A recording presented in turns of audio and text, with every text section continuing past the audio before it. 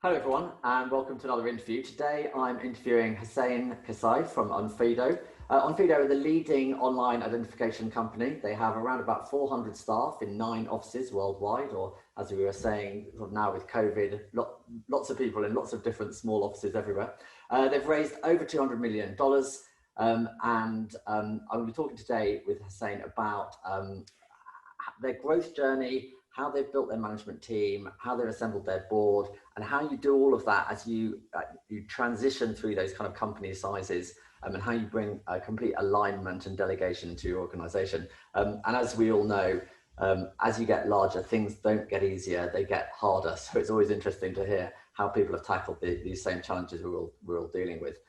So I've said online identity verification. Maybe you could just bring that to life a little bit and tell me a little bit about how the product worked and how it evolved.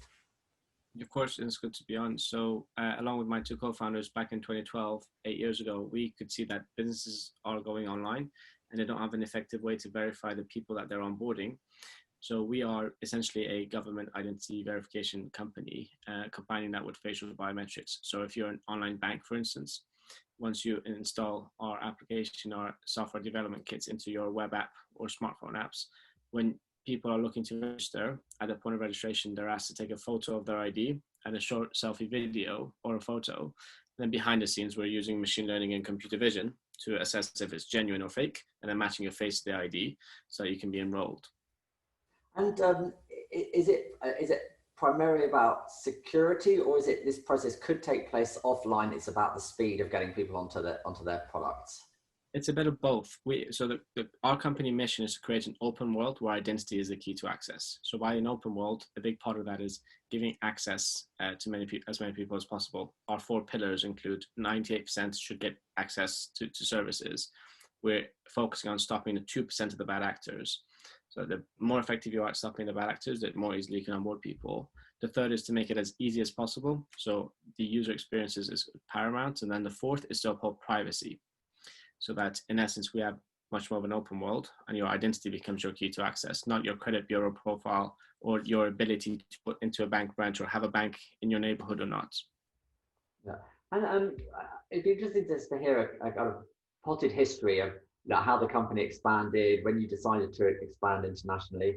What I'm also interested in is when you look at a company that's been very successful, it's very easy to think, oh, they had it easy. They had a really good product that they launched at the right time. The world was growing, kind of everything was easy for them. It never is. So I'd be curious to know was there a pivotal moment where you suddenly thought, oh, hang on, this really is going to happen, or did it happen quite fast? I mean, I remember you did grow really fast from the beginning, but was there a key client you acquired or something where you're like, wow, this is really gonna fly?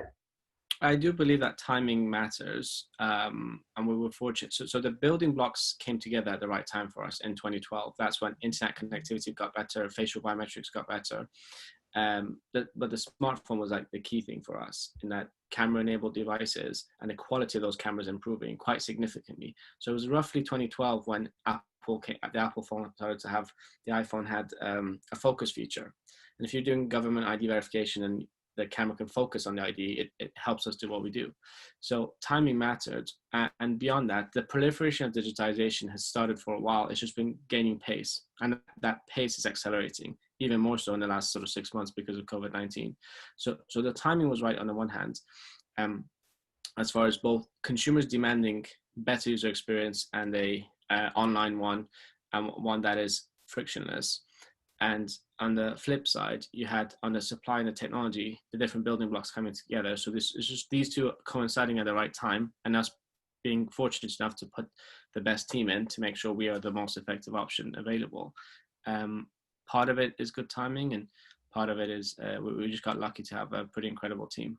Yeah, and did you? What was there a pivotal client where you landed them and you thought, wow, we've arrived now, we've got whoever it was? They're all pretty important. The first big one, so although we've been sort of over the last 8 years, the first year was actually very slow. The whole of the first year, and it was in the last month of the first year that we got a £1,000 contract. Prior to that, those 11 months, we got £40 in. £40 is not much. You earn that in half a day at a market selling bottled water. Yeah. So that £1,000 was quite pivotal and for me, it's still, we've now signed like multi-million-dollar deals, but that first £1,000 deal was from an online on-demand cleaning platform, and we weren't VAT registered or anything, right? Because we weren't even earning £60,000 or anything. But that was the first, and that was actually, that sale was off the back of a promise, in that, you know, pay us. These are the requirements that you have. We're committed to developing those for you, and we'll have those for you within the next 3 months. So was it pivot? I mean, all these contracts are a big deal, but that one was completely different in that was a point I could call my mother and say, hey, someone just paid me £1,000, so stop laughing, kind of thing. Well, that's great. And so obviously that was the very early stage. You haven't got any revenue, very small team. Then you start securing more clients, you grow. Just how did that, because we're going to talk about sort of team structure and senior hires. How did the team grow? What was it, sort of, you know, 15 people, you're all in one office. When did you get to the size where you thought, oh, we better start having another office in America? What was the kind of the growth story? So over the 8 years, the first year or so was myself and my sort of two co-founders predominantly. And then after a while, we started to raise angel investment rounds, and these are small tickets. The first ticket was $20,000. These are all in pounds in the UK, but if I were to convert it, then another 30,000, then sort of 50,000, and each one sort of spaced out 6 months or so in between. So in essence, wherever we could afford to, we knew that we wanted to move faster. So we brought on more people to be able to grow. So we were, so the first year there was just us. Second year we added about 5 or 6 others. Some of them are still on the team. The third year we added sort of 10 more, and then it's kind of been exponential since. We're just about 400 people now, or just over 400 people. And the question always became proving there's a product market fit, or you're getting close to one, persuading investors of that, getting more investment, being able to hire more people to continue to develop and show the progress. So your question on the US expansion, although since 2012 till now, it was in the third year, 2015, when we launched in the US. And at that point, our revenues were sort of around the $50,000 mark. It was relatively low. So we had a board meeting where we sort of said we wanted to grow and expand into the US. And the consensus was that normally companies generate about £20 million in their home market, and then they go into the second one. And it was noted that we'd only achieved just about 50,000, or we were actually on a runway to achieve 50,000. I don't even believe we actually achieved 50,000. So we understood that, but the challenge became like, this was a different set of circumstances. This is a race for data. This is the first company that has a global reach, is able to do more government ID checks and have a better product, and that will mean you'll have more clients, and big clients like banks and global clients, which means you get more data and your gap between you and others expand. So because that was like pretty clear and straightforward, we had to expand into the US, but we weren't properly funded to do that. And that's why it's kind of more or less myself solo, working out of my parents' property in California. And we signed up a few customers, but it was a slow start in the US as well. And in 2016 and 17, we showed how we're doing really well in Europe. We've done a lot in the US, considering we've had almost no resources there. And that's when we were able to raise our sort of Series A and be able to fund it properly. How many, so when you went out to the US, how many people were there in total in the company? It was just me. Well, first in the US, it was only myself. But I mean, in the whole organization. We were, I believe 12 people, roughly. Right. Okay. So actually, the growth to 400 people has happened really in the last 4 years or last 3 years. It was more or less doubled every year. So correct. Yeah. Yeah. And just to finish off the kind of on that sort of structure. So in the HQ is the UK. That's where you've got the engineering center, but you have customer support and growth in the US. Is that right? You could think of it in that way to some extent, although we're more, we actually think of it more as time zones, especially with COVID-19. Everyone's working from home more or less anyway. So, and in a digital world, borders matter far less. They do when it comes to regulation and, you know, who is regulated where, and that has implications. But as for like functioning or team members, it's pretty fluid in the sense that, so we go back and forth, or we used to go back and forth, but now it's sort of, it's more, we think about it more as time zones. And we have, so the majority of the engineering team are based in like the UK or London, and that's about 100 or so. There are 50 or so in Lisbon and about 20 in Albuquerque in the US. Those are the main hubs. And as for sales and marketing, they're spread across 9 offices globally. The bulk of that being, again, in London, but there are a good 60 spread across the US as well. Yeah. And so let's look at that sort of management team structure, because obviously it changes when you're just 5 people. You're basically all the management team and the executors, and you do everything yourself. And then as you kind of get up to 20, 30 people, you start having some sort of management structure arise. When you get to a 400-person company, you've got a much more complicated structure with a board and an exec team and senior managers and department heads and all that sort of. I'd just be curious about that, how that evolved, and like when did you know it was the right time to bring in these kind of key senior hires, and to what extent did you transition people that you already had into those roles? Because that's what some people don't make the transition. Correct. So it's a continuously evolving process. And it's probably what you'd spend most of your time on, depending on your role. But if you're a co-founder, definitely. So we're 400 as a whole team right now. We have about 100 who are team leads. And so we have 10 who are executives, predominantly C-level, not all. There are 3 VPs, but predominantly C-level. And we meet once a week. For 90 minutes, and we cover sort of the most important things. Then there are around key decisions. And then we have a dozen VPs and then almost 30 directors.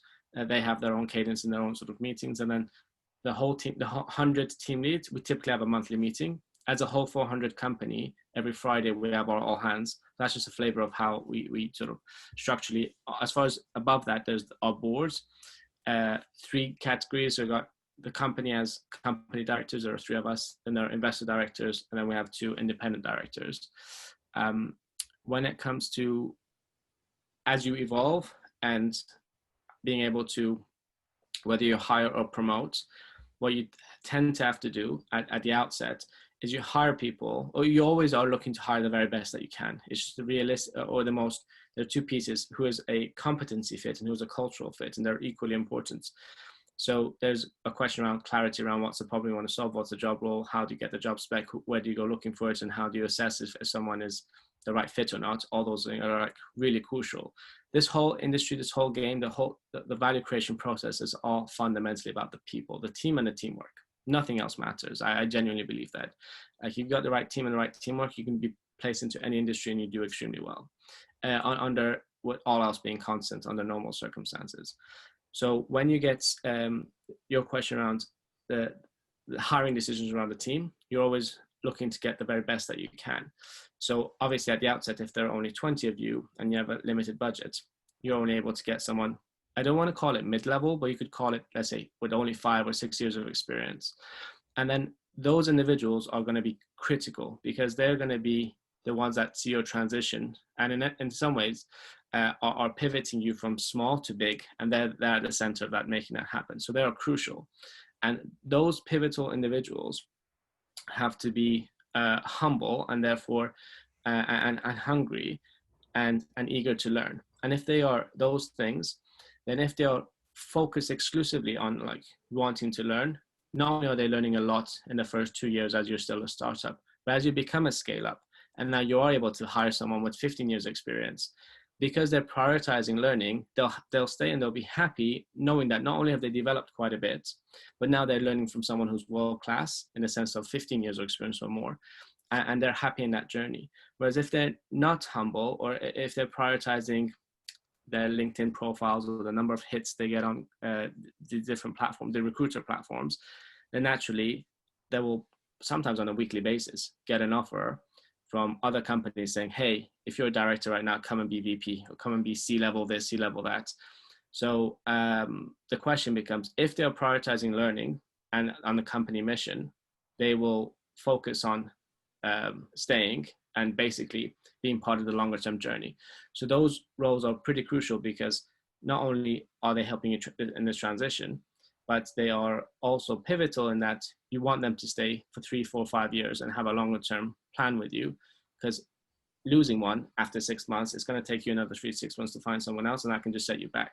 And hence those hires are pretty crucial, if that answers your question. Yeah, and there's also an element of expectation management in there. If you bring someone in, you're like, right, you're head of product, and they assume that if a director of product role became available, they're going to get it, and then they don't. They can have, just because their expectations aren't aligned with what actually happens. As long as you're clear that that's the system from the word go, then you can maybe retain those people. But presumably some people have left because Oh, you brought absolutely. someone over them, and that sort of stuff Yeah. happens. So they've left, and some have left permanently, and others have left and come back. I mean, we have those, again, I don't want to call it mid-level, but this mid-level only in the sense of the years of experience have been, let's call it, so we have level 1 to 6, but let's say they're level 3, and like a director, for instance, it would be level 4, but they've been offered a C level elsewhere or VP elsewhere. They've left for a year or 18 months, and then they've come back at the sort of C3. And different companies approach it in different ways. Your question around setting expectations is really crucial. So you have kind of like the Salesforce model, where everyone is a VP, president, executive, something, somewhere. Everyone is more or less. I'm slightly exaggerating, but it really is like that. And you have the other end of the spectrum, where it's like Facebook. And if you're a director at Facebook or VP, it means a lot, and everyone knows it. And if you go back to what is the whole purpose of titles, the whole purpose of titles is some sort of, if you're just focusing on the company, it's A, a signal, this person has more experience than someone else. It's B, soft authority, so that if you have 4 people in a meeting and one ranks 1 level higher, then naturally if there's a decision whether that deadlock, usually that wouldn't happen, but if there's like a decision that needs to be made, it's pretty clear that, you know, the person with 1 level higher is there. There's also responsibility and accountability and all that things that goes with it. If those are the focus areas, the Facebook model ought to be the one that's preferred. Whereas if it's another one around who's got the biggest title, who's getting the most number of recruiters on LinkedIn searching for them, all those things are wonderful, but they don't help the company. They're actually external facing, and they're more temporary factors more than anything else. So the question is, how do you manage this? Expectation is crucial. And I've got a general rule. You never commit to org change or titles or anything in beyond 6 months from now, under any circumstances, just because you have no idea what's going to happen in 12 months or so. That's the first thing. The second thing is, everyone needs to see a genuine path to development and progression. So we're all lifelong learners. And it's the key learning comes from you being paired with someone who's done this 3 or 4 times, or at least they're 15 years of experience compared to your 3 years of experience. And then by you matching with them, you kind of learn. And so the analogy I usually take is, if you got a 5th grader, so you're at primary school or junior school, grade 1 to grade 5, and you are now grade 2, and you're top of your class for grade 2.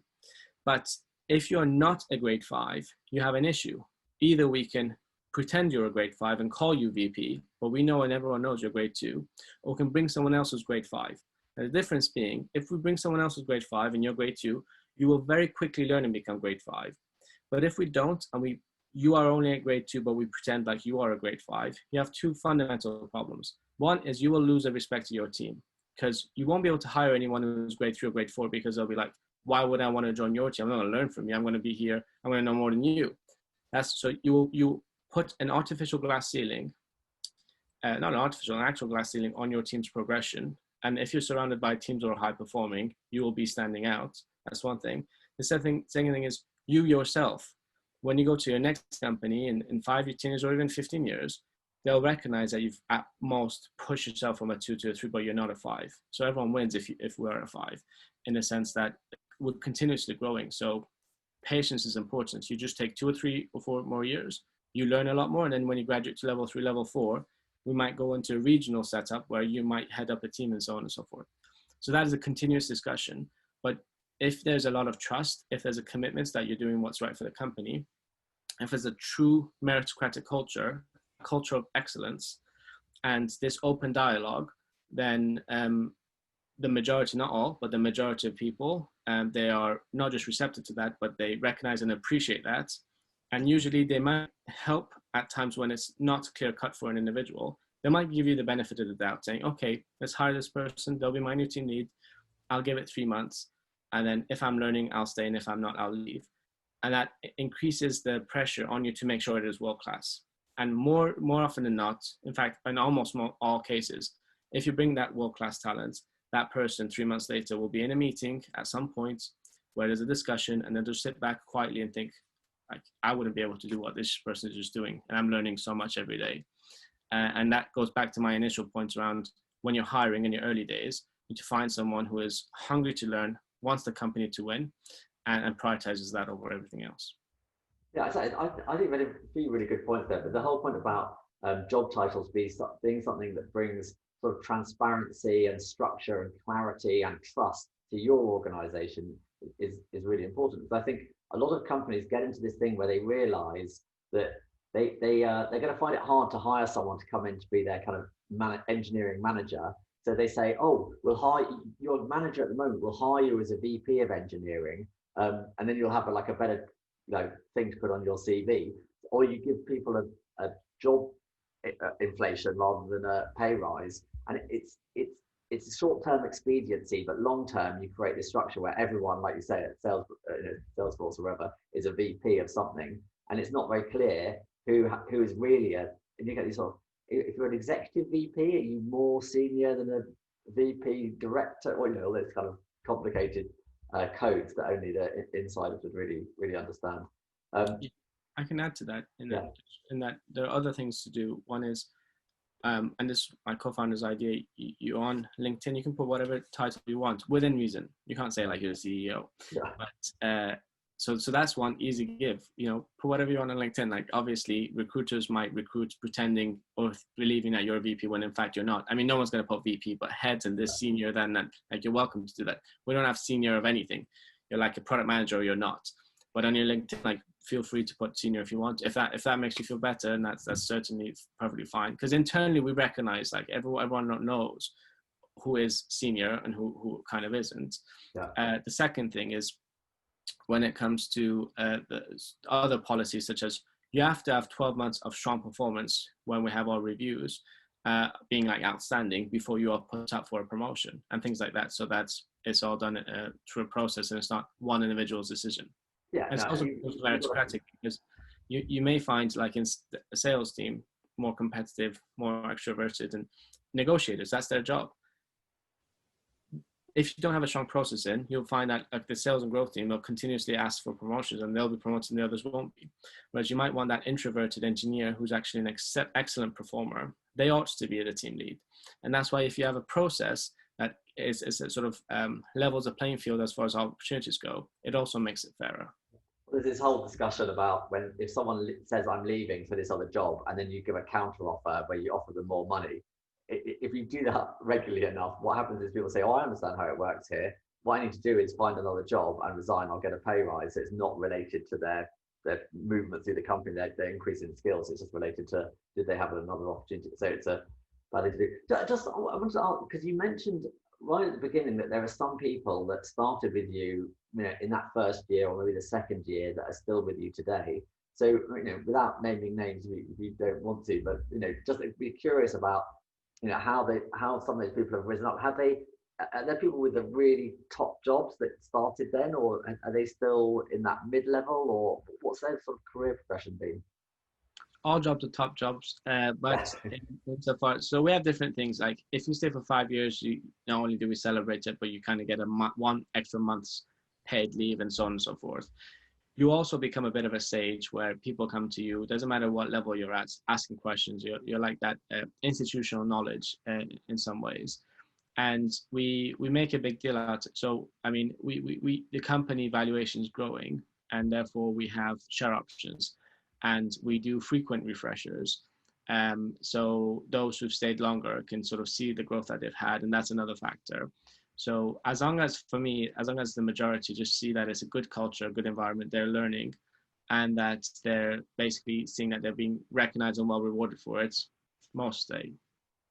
Yeah, I think there's one of the other very good points you raised was this about this sort of, you want people that are learners. You want people that are saying, I'm here, I'm on this journey with this really exciting company, but this is going to be the best place where I can develop as a person, because that's a really powerful thing to retain people. When did you bring on a sort of head of talent? I mean, I don't mean just a recruiter, but just someone that... Yeah, early on. I think team member 14 or 15 was our head of people, who's still with us. Yeah. And that is a key role, because that clarifies the culture and puts an emphasis on things that, you know, A, we as co-founders may not be skilled at, or B, are just more long-sighted. So I would bring an individual on that's just dedicated to culture and team, Yeah. as early as possible. You know, for us, it was team number 14, but thereabouts. Some people don't do it until 50 or beyond. And so it's not HR. So you got HR and you got talent, or that's the way we call it, basically recruitment, or the HR admin of, are you getting paid? What's your pension and so on. And both roll under people. And all of them have, so you have people partners. There's a growth one and there's a tech one, who meet with the team leads and just figure out things around the team. Where can we be more helpful? Do you need extra resources and things of that nature? And all that is very crucial to keep the engine running. Yeah, I think there's still this impression that HR people do this sort of very admin thing of your holidays and sickness, and it's all about process, and it sort of slows a company down almost. But I think a really good people person is a strategic partner to the business and helps identify opportunities to train people, develop them, change the structure of the company, bring in new talent. I mean, it's just such an essential role. It's not, yeah, for me, it's not just like it's the most essential, because you got growth, biz ops, tech, they're like front facing, and then you got support, and the support is people and HR. So if it's two approaches, one is a tick box, have we paid, have we not, are we getting sued, are we not approach, then that can be a perspective of, you know, it's just like a tick box. Whereas the other is, this is our only, if not the key asset, is a resource on the team. So is everyone being developed? Is everyone doing their life's best work? Is everyone, are we doing frequent surveys to figure out what the gaps are, where we should be emphasizing putting our energy and resources? So for me, a healthy people team is more important than any other team. Yeah. And that's why I'm involved, and as are my co-founders in that. Yeah, and I think I absolutely agree with that. I mean, you know, everyone says the business is all about the people. If you don't have the good people, you can't have a good business, no matter how good your product is. In fact, your product won't be good if you don't have good people working on it. So, and where we're kind of going to is talking about the overall structure of the business with the board and the exec team. As we sort of transition into that, I'd be interested just to ask you about how you do decision making, because when you bring in a senior hire, you've got to delegate a clear set of responsibilities to them, and with those responsibilities come decision-making responsibilities. How do you bring that clarity of when it's something that they 100% have the ability to make a decision on? When does it need to be referred up to the next level or to you? When does it have to be referred up to the board? How do you handle that so you know when you need to have more senior involvement and when they can just run with it for themselves? So it's typically every team lead ought to have between 1 to 8 people on their team and not more. And that is a healthy number, so that you can have at least once a week, maybe once a fortnight, but preferably once a week, a check-in point. Minimum 20 minutes, ideally 30 minutes. It can be longer depending on what the topic may be. What if it's the end of the quarter, then you want maybe an hour with your sales team or your head of sales, head of growth, whatever it may be. So your question around how do you decide how decisions are made and where they go to and so on and so forth. You have different cadences. First of all, you align everything around company goals. So we have 5 company goals every year that we want to meet, and milestones and so on.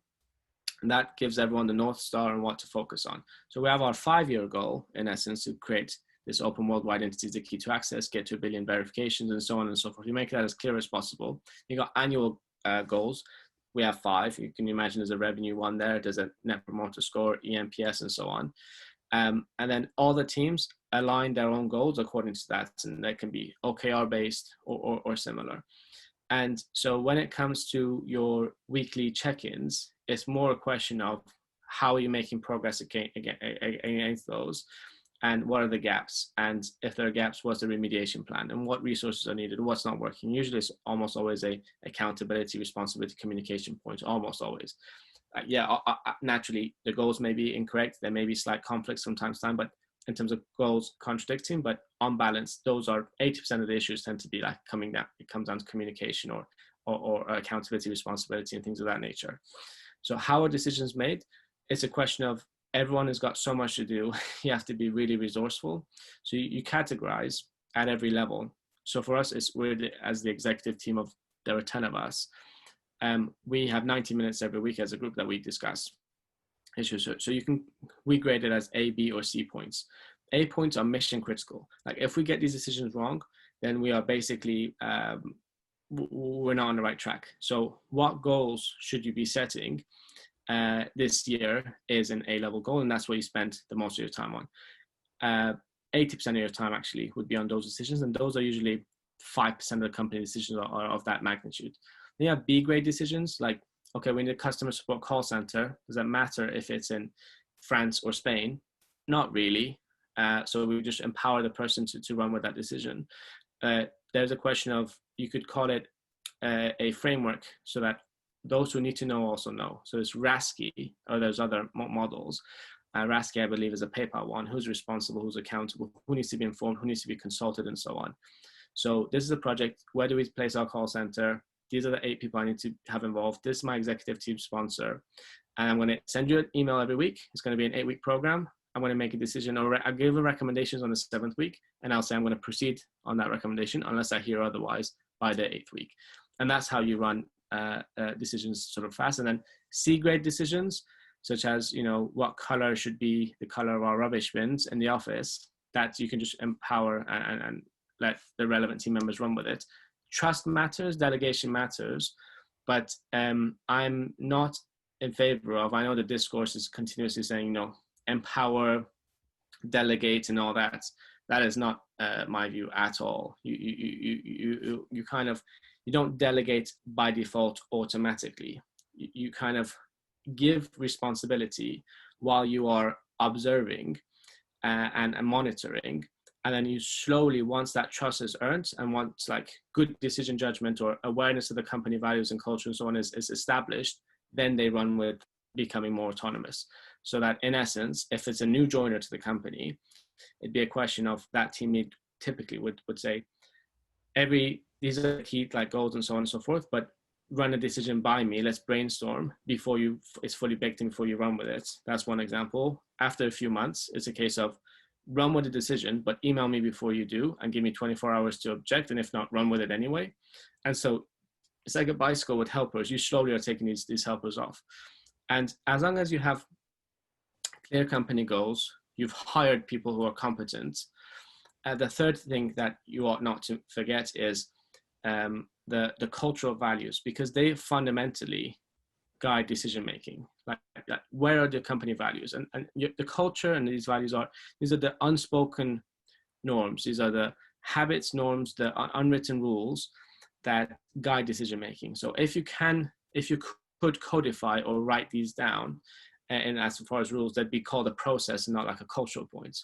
So if you're alone, a junior team member in a room needing to make a decision there and then, and there's no precedent for it, you defer to like, what do the company cultural values say that you ought to do?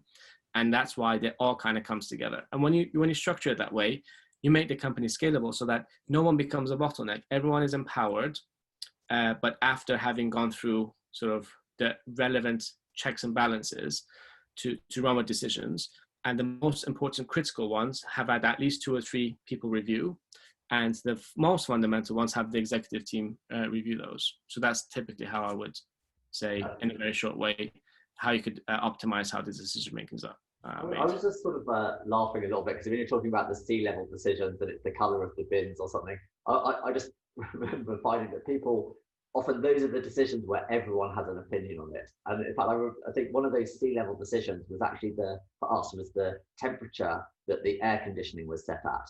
And in the end, I said, look, that is my decision as the CEO, because the only way of stopping the arguments about whether it's too hot or too cold, because half the people were too hot, half the people were too cold all the time, was for me to say, that's my decision and I'm going to set it just to stop the arguments. But it's just, and on that note, can I say then, I would, so that is an accountability and responsibility one. Yeah. So in essence, who is so I believe it's Asana had this notion of directly responsible individual. So room temperature, sound, ambience basically is for us is ground control. So we have this amazing head of ground control, Gemma, and George as a team. So that would be default to them. If it's complicated or if it's difficult, if there are many opinions, they might even run a quick survey with like a dozen people. Then they'd go back to who they report to, head of operations, and say, look, it should be 20 degrees from 9 a.m. to 5 p.m. And then afterwards it should be turned off because of our environmental goals. Yeah. And then that would be passed by a head of operations to everyone at our executive team meeting saying, we're running with these decisions unless anyone has a strong objection with a clear reason why we're going to do it. Yeah. And that's the way it happens. And then at that point, if I sort of as CEO would say, oh no, I melt at 20, please make it 22, then I would have to say that to everyone. But everyone would know that I'd have to have a really good reason because we've all empowered our head of operations. We're all agreed the ground controls head of operations and so on and so forth. So I wouldn't say anything to make me look silly. Whereas if you don't have those processes in place, as you mentioned in your room, you got half a dozen saying one thing, half a dozen saying another, because everyone sounds silly. No one sounds silly in that context. So that's the way. I was being slightly flippant about it, and actually, I'm joking. Yeah, of course. The head of office. We've had it all the time. Yeah. We did have that decision, but in the end, effectively, I didn't need to say I'll set the control. I just say that she has the right to set the temperature, and she's going to make the right decision. But I can give you an example of something that actually happened. So we cut avocados. I don't want to be so scandalous on this call, but we cut avocados from our kitchen budget, and that was a scandalous thing to do. But and there was an assumption that this kind of came at the executive team decision, just based on some surveys and a few comments. But we had to clarify, like, there's a misunderstanding. At our executive team, we're not talking about do we have blueberries or avocados. It's like not our decision. Like, what we talk about is what the budget is, and there's a budget that's passed on to ground control, and they stock the snacks in fridges, and they decided based on their budget that they do this. And this kind of takes responsibility and spreads it across the whole team. So things are team-wide decisions. So if someone is really, really annoyed about there not being avocados, they don't hold a grudge against an executive team member, but they know that, no, in fact, this is this person. They might privately talk to them and say, look, if I don't have my dose of avocados every day, I can't concentrate. So please bear that in mind. In the next budget, can you just bear that in mind as you develop the next one? It helps in all those kind of scenarios too. Because it might be small, but it can be a big issue. I think actually it's always the small issues. I remember when, you have a sort of suggestions box or a survey or whatever you're going to do to get suggestions from people. And, lots of the comments, people weren't saying, hey, why don't we launch an Amazon Prime type product? They were saying, why do we have free coffee but not free hot chocolate? Well, but those small things are important because it's important to people. It's about their kind of well-being at work. So you need to have that. What I was going to go to, talking about this sort of decision making, is I think it's great. You have these processes and these plans, and it all works really well in theory. I just know I've always struggled with letting go of things that I'm personally interested in, or where I feel I've got some expertise, even though you've brought someone in who's probably more skilled at you, on whatever it is, but you have strong opinions, and it's quite hard to bite your tongue and stay out. Have you struggled with that, or have you managed to just implement this policy and just stay out? I have. So I was heavily involved in product, but I'm not technical, never done anything on product before. And yeah, I'm very opinionated on product. And so when we had our world-class CPO join from the Bay Area, 20 years plus experience, incredible companies. This was 3 years ago. So very early on, he sold me the idea. He said, look, product really needs to be independent. I can say my opinions, and he said, look, if you're strong about something, we'll do it. But he kind of walked me through very, very logically, saying, look, we've got a team of product managers. Their whole job is to analyze, question everything. So if you give directions and they question and do everything, but they find something to counter that or so, like I said, job, as we've hired them as specialists to run with that. And I fully bought that. And obviously we shared articles and we talked about it, but then I said, you're fully right. So what I did was two things. I cut my weekly one-on-ones to every fortnight, and I cut my inputs. We just had a quarterly roadmap review. And over time, my trust in them developed so much that I was kind of, I'm essentially pretty hands off outside of that couple of hours quarterly review. And that means that it's a lot more scalable, because no human being can be across all client conversations, all market, like in the early days, you have no trust in you are, but you really are only scalable if you hire those experts and you basically trust and rely on them. So your question on, you have to be really careful. You have to be really, because the greatest way to wind up world-class experts is to not respect their expertise. And that's also your greatest strength. If you have a reputation for hiring the very best and fully empowering them, and your job is essentially to empower them to be them, then you can hire the best. If you have, again, a world-class executive looking to join you, the first thing they're going to do is call other people and other executives saying, hey, am I going to be fully empowered to do what I want to, or what I think is right? Or is this sort of a heavy hand-holding, a heavy-handed sort of company approach?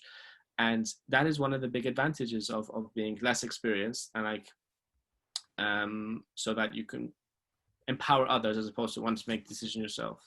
Well, I think my sort of superpower is I've screwed these things up so often that I realise that my brilliant brainwaves are very rarely that brilliant, and I just better stay out of it and let people that are exactly talking to the customers decide what the right thing to do is. But there's another issue there, which is not that you're necessarily going to be kind of micromanaging them and turning up at the product manager's desk and saying, why aren't you doing this? It's this sort of inadvertent comment where you're just chatting with someone and you're like, oh, I've got this great idea, we could do this. And then they think it's totally unresearched, just something that popped into your head. And then suddenly that becomes a whole project that's running in the company and you don't even find out about it for 3 months. Then you say, why is everyone doing this? And they say, well, you told us to do it. How do you have to guard against that, or you? Yeah, you have to be really, really careful. I mean, you have to empower team leads. So I would not go to any team member without going through their team lead first. If it's a very small point, like it's like a question on, confirm what this feature does, this or that, I would email the person, but I always CC their team lead. And don't why risk it? Whenever you're in contact with anyone, do it via their team lead. So if it's an idea what anything, again, do it via their team lead, or at least do it with their team lead's consent and their awareness. So if you're checking in with your team leads, your team once a week, should be a relatively straightforward thing to do, because like you say, something I only became more cognizant of in the last sort of 2 or 3 years is you have new team members who may have come from another company where there's a really long hierarchy, where basically CEOs word is not just a gospel truth, but like a directive that everyone has to follow blindly and so on. Whereas that has to sound like that. It's more of a flat hierarchy, and it's more of a collaborative approach. But they may have come from that mindset, and they may have been wired in that way. So that if you're in the lift or elevator, you make a passing comment, like that can be a directive in other companies, whereas ours is not. So you have to be mindful of that people come from different companies and company cultures. And again, to be safe, it's, their team leads really need to be empowered, and that way everything is consistent. So every team member knows they can't, if they don't get something from their team lead, like they want a budget to launch a new country and their team lead says no, they won't come to you, and so on, so that they know there's only one path, and that is through the team lead. There are exceptions. There's sort of skip hire meetings where you might have like check-in, so you're let's say an executive, there's like a director or VP, and they have a sort of a level 2 person on their team. You may have like meet one-on-ones with them, but those one-on-ones are they're different approaches. One is like, I'm in listening mode for like the next 20 minutes. Do you have feedback for me? I'm not going to respond or give any answers. I'm just going to take notes and have a think about it. And this is like you giving me feedback. That helps. And the second part is just casually, what can I do to help you in your role? And what do you think we can do as a company as a whole? So when you get their feedback on what can I help you in your role, you make notes. We don't commit anything to them. You talk to their team lead, and then you jointly write to both of them and say, hey, on these topics, these are the things we ought to do. And what should the company do as a whole? Often it's like not company related, but you just your job really is to informally gather information and formalize that to policies and plans. You kind of might take notes, and you might channel that to the right appropriate person to action if relevant, and if not, you'd log it with them and you'd explain why like that idea is not practical, or timing might not be right. There's a whole theory around direction of information flow in companies, and companies that tend to be less successful, particularly in the modern world, is where the information flows down from the top. That's the primary, the board make decisions, they tell this level, everyone kind of executes that plan, the kind of command and control. Actually, like what you're talking about, successful companies, the information flows up from the bottom to the top, so that those people at the top can make the right decisions based on the information that's coming from the people that are at the front line. And those sort of skip hire meetings, so every company has to have some system for getting that information from where the knowledge is up to the company. I'd make a distinction in that if you're in a fast-paced, dynamic changing new industry where speed matters and there's no clear leader yet, and the competitive that you have to be responsive, very responsive, then you need everyone in the company to be customer facing, and the customer voice has to rule, and therefore information comes, it sort of is already action, and then it slowly bubbles up to the top. Those are the ones that are successful, and that's why the customer focus is so key. I mean, Amazon setting the example. And then you're at the other end where it's a slow-moving industry, like building aircraft and building airplanes. It's like a 5, 10, 20-year plan to like build the next airplane. For those, it can be the board saying, "Hey, it's time for the big airplane. Let's have some research on it," and then that information can flow down. And you don't need engineers who are developing the plane to have their ear to the market, because that information is so slow in its transition and change that it can take a long time. But we all live in a tech world, or predominantly, or essentially a fast-paced moving one, where the technological enablers change, the new technologies come all the time, the customer demand changes, the regulation changes.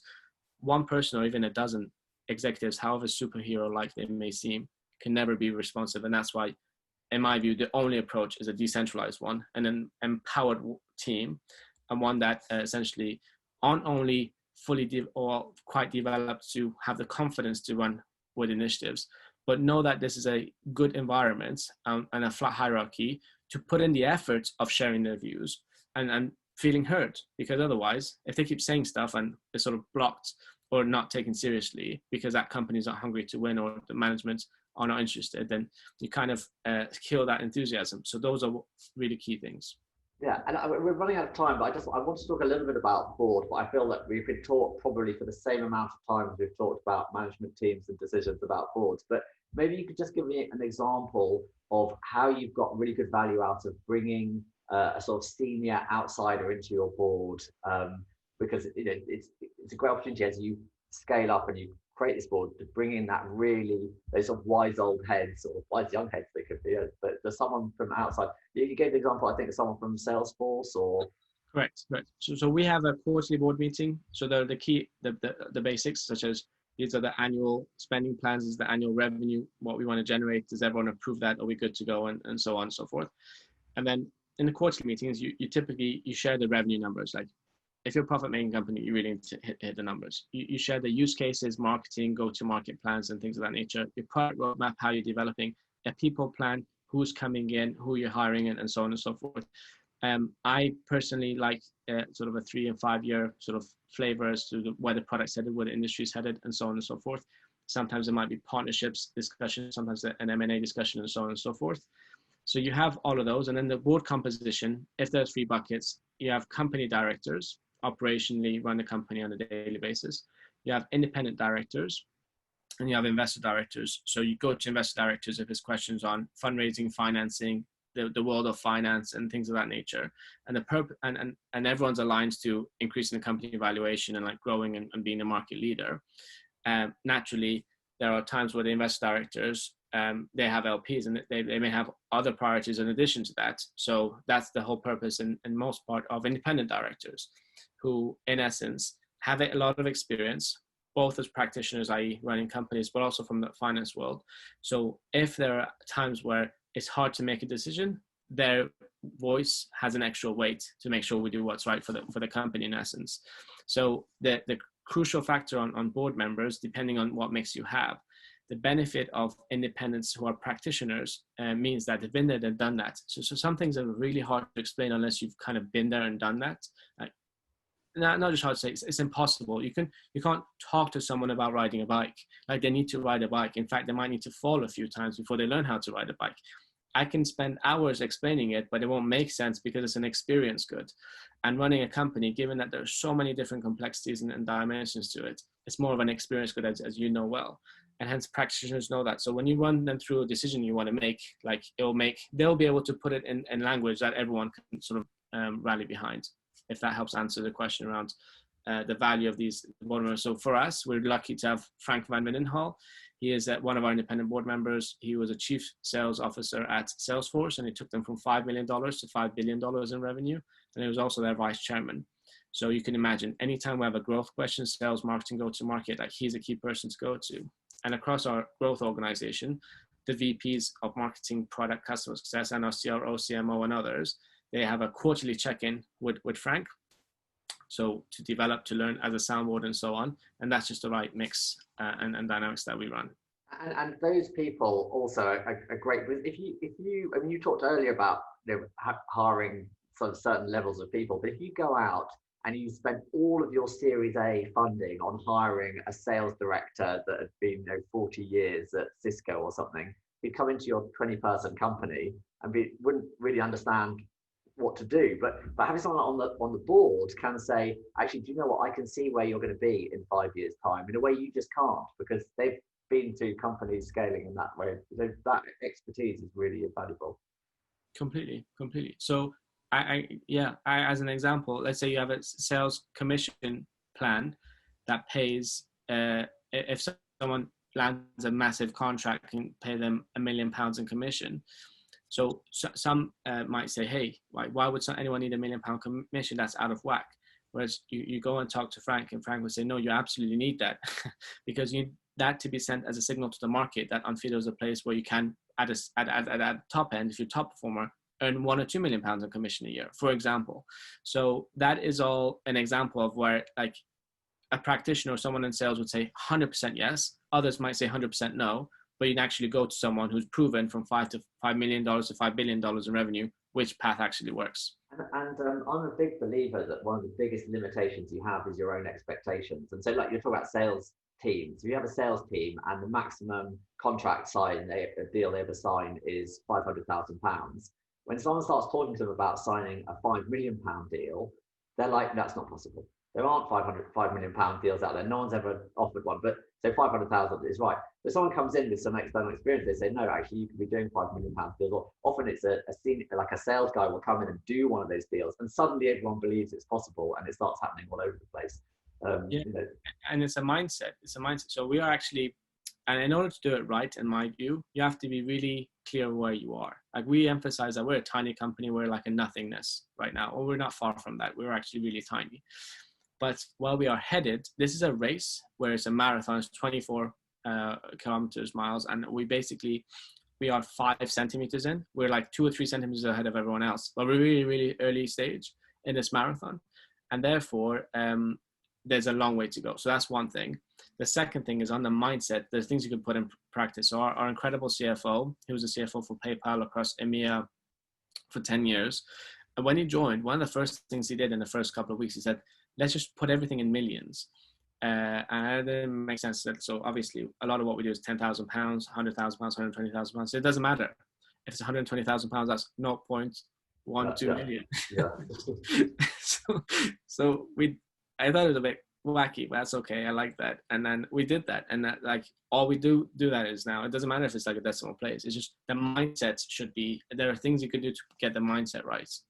Yeah. And that's what happens when you bring world-class talent who've been there, who've grown and scaled companies to tens, if not hundreds of billions in valuation, then they're able to do that. And I think that's brilliant. I think that's a good point to end. Thanks so much for taking the time to come and share that all with you. I think that's so useful because everyone that's growing a company is going through these same challenges. So it's really good to hear from someone that's been through it, and, you know, the solutions that they've come up with for how this all works. So yeah, thanks very much. I hope that you will join the community and participate with some of the members as well. And I look forward to seeing you hopefully at a Fast Growth Icons event soon.